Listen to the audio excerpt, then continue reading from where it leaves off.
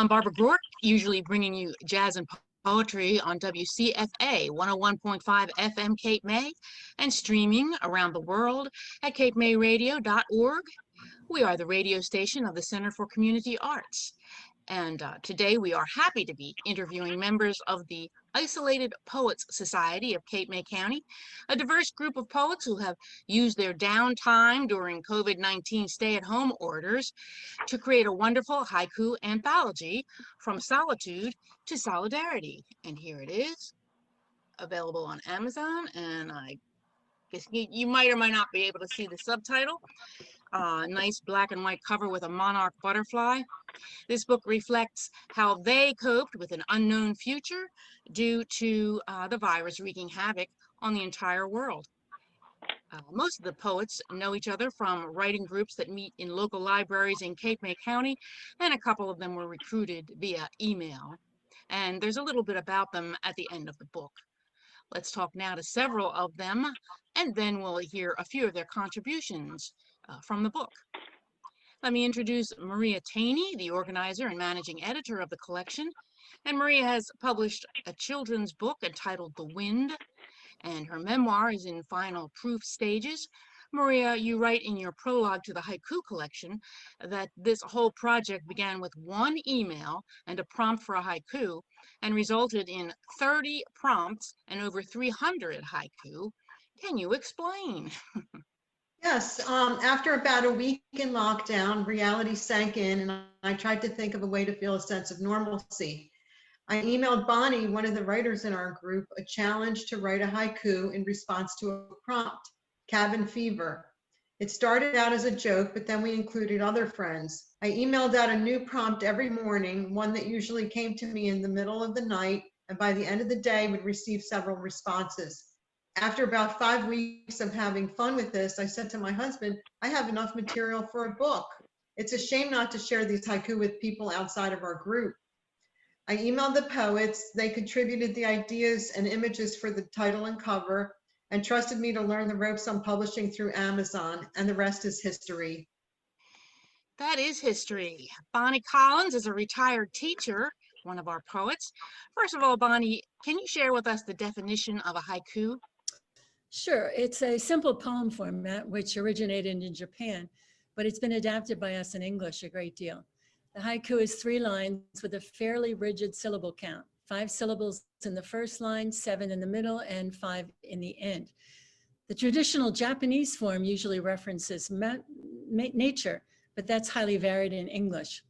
If you want to make a point too, you're not just using 17 syllables, you're giving some sort of illumination, an idea, something to think about. The main thing about it is the syllable count, which most of us will attest to, that we walk around tapping our fingers, trying to count 1, 2, 3, 4, 5, 1, 2, 3, 4, 5, 7 to get it done correctly. Nice. Okay, thanks. And you have a unique perspective on this pandemic's issues for students, parents, and teachers. Would you share your thoughts? Yeah, as a teacher, I know that my friends are just aching to be with their students. It's really not the same to try to speak into a Zoom classroom somehow. You miss the high smiles, the hugs, the personal connection.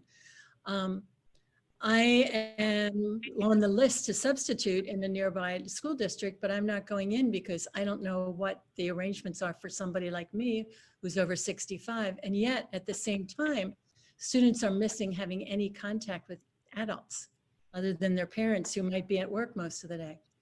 As for the kids, I've been really amazed to watch my nieces with their children who are between 5 and 9 years old. The little ones get on Zoom and they seem to know what they're doing so quickly. It's amazing.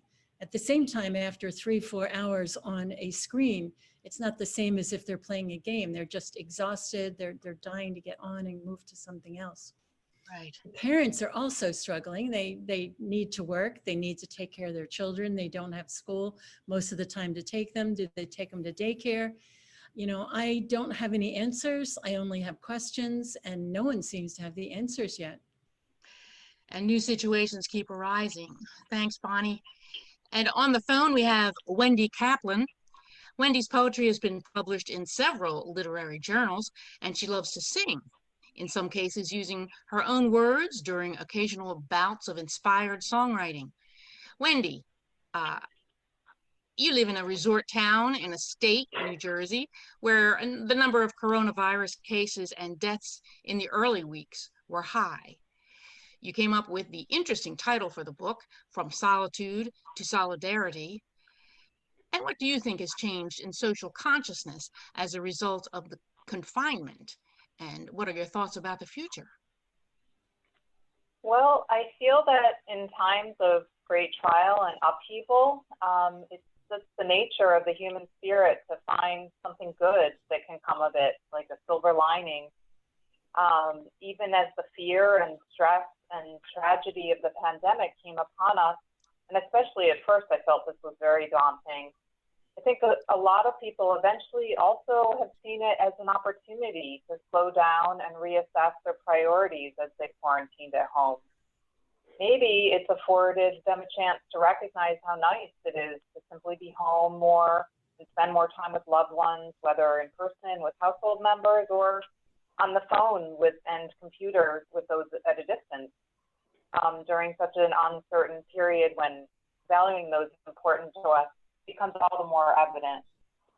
So I hope that this kind of appreciation of the primary and essential connections in our lives and the basic human kindness that we all need to give and receive from everyone we encounter can simply continue going forward, that it can be one of the lessons we take away from this historic time, even after it's ended. Thanks, Wendy. Let's go now to Kathleen Moore. Kathleen is known for her Blessings Basket, a collection of personal essays where she somehow finds the positive in every situation. Kathy, a lot of things have changed as a result of the new coronavirus, and many people have suffered loss of life, health, income, social contact. What have you done to unearth the positive during this time of tremendous upheaval? Well, I feel in these times of uncertainty, it's important more than ever to focus on what we have. We could get very overwhelmed thinking about what we don't have anymore. For example, we aren't able to see some of our loved ones, hug them in person. If this happened just 20 years ago, we wouldn't even have the technology that we have today. I was very excited that my son and his fiance moved into their first apartment in Glassboro, New Jersey. But during a video chat, even though I wasn't able to be there in person, I got a tour of the place. So that was very nice. I felt like I was there. And for me, I don't feel compelled to swoop in and fix things for others because I realize I can't solve anything anymore, can't solve everything. So focusing on our blessings helps us to, stay sane and focused. All right, thanks. And that's spoken like a mom too. And thanks, Kathleen. How about you, Bill Ridge? Bill, you provide us with a striking image when you state that you create in solitary confinement by a sunlit window and near a hearth, which you occasionally sweep out. How can so much creative output come from people in solitary confinement? Well, I can tell you what Robert Frost said. He said that poetry wasn't an occupation, it was a condition. I'm assuming that all writers mostly write in solitary confinement, so things haven't really, changed that much. Literary scholars claim that Tolstoy wrote much of War and Peace in the cafe streets of St. Petersburg because the faces of the people inspired him. How the inspiration process works, if I knew the answer to that, I'd run for political office somewhere, God forbid. Jack Kerouac wrote Desolation Angels from a fire lookout in the Cascade Mountains. He composed lines like, desolation is desolation everywhere, and desolation's all we got, and desolation ain't so bad. He was able to build an entire poetic novel in solitary confinement.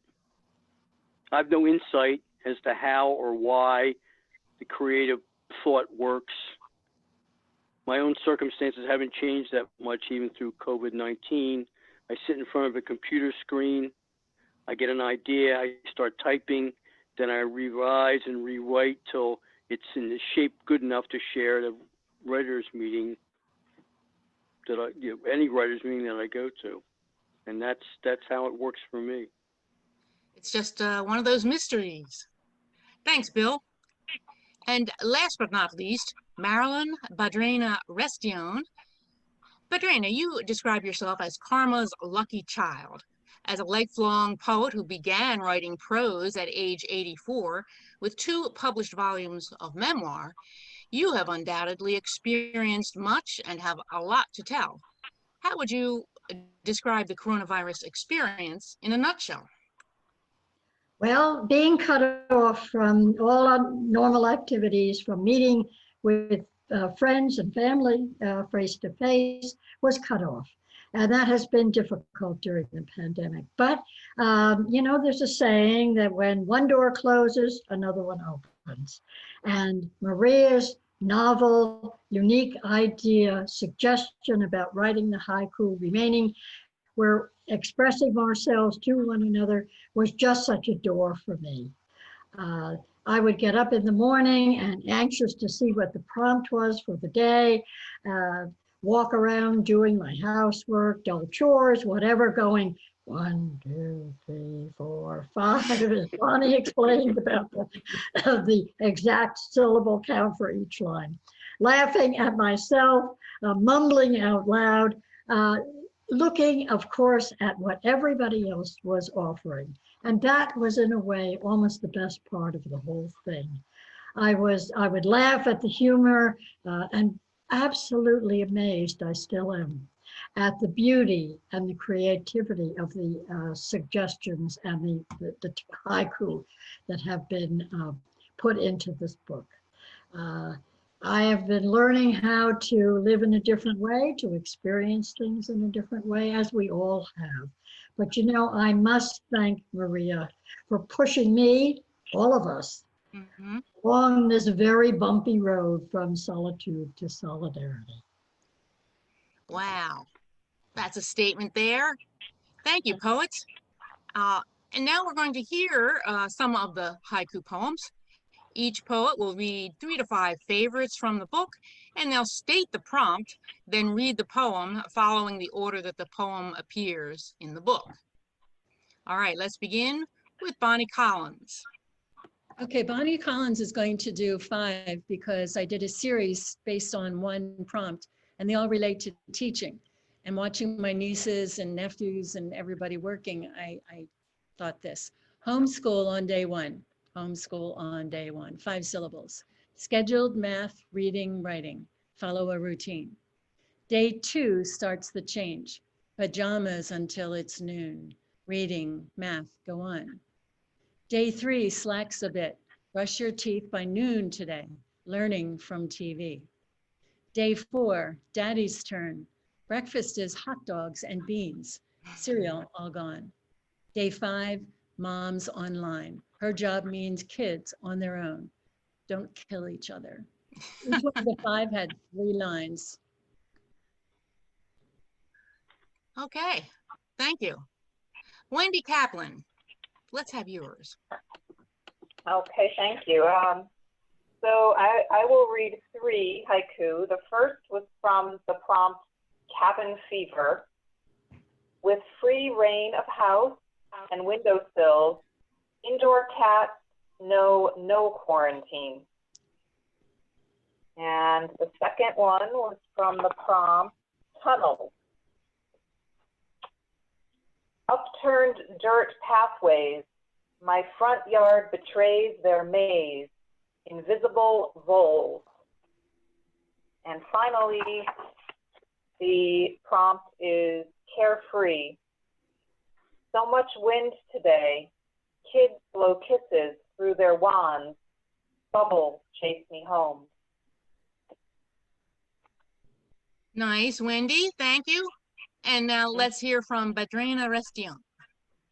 There I have 4. First one is under the prompt of lavender. High clouds, edged with gold, lavender, and rose against the earth's curve, sunset sky. The second one that I chose is control, or possibly lack of control. Sheltering beneath a branch, the storm still sweeps me headlong to the sea. Under author, poet, words jingle in my pocket, loose change to buy me laughter in the rain. The last one under tools was gorgeous, wicked, strong, funny words, seductive tools of the writer's trade. Thank you. And let's hear from Bill Ridge. We might hear from somebody else reading, Bill, but go ahead. First prompt is cataclysmic events. April came and went, stormy as the Ides of March, chilled as wet cement. The next one is beauty. If truth is beauty and beauty truth, is that all you need know? John Keats. And the third prompt is alone. See the lonely bull caught on horns of dilemma, watching the winged gulls. And thanks, Bill. Thanks, And- Maria. All right, let's hear now from Maria Taney. The first prompt was sacrificial lambs. The gods are angry. Warnings, chances, arrogance. Someone has to pay. The second one is sanctuary. Lying in a field, tall oaks surround me. Clouds rush. Grounded, peaceful, free. And the third one is gardens. A morning surprise. 2 flickers in the garden, dining al fresco. Thank you. And that was Maria. Let's go to Kathy Moore now. Okay, my first one is cabin fever. Stuck inside my home. Will it be days, weeks, or months? Oh, please, world, be well. Then I'm going to go with what if. What if we counted blessings every single day instead of troubles? And lastly, tools. Counting my blessings, meditation and prayer, tools for a pandemic. Thanks, Barb. Thank you, poets. And folks, this is just a sampling of the treasures found in this wonderful haiku anthology. Here it is again, if you're looking around for it. And it's available at all branches of the Cape May County Library System and also on Amazon.com. They make great gifts appropriate for all ages. If anyone is interested in information about this group, you can contact them at the email address isolatedpoets@gmail.com. And I know I'm hoping there's a volume 2. So let's all say good night and goodbye or good day, whatever you're and thank you again.